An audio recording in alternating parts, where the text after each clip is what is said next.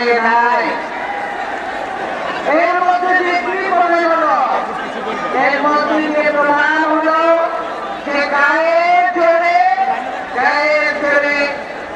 Vote করা যায় না, জনগণের সমর্থন লাগে, অস্ত্রের জোরে ক্ষমতায় থাকা যায় না বেশি দিন।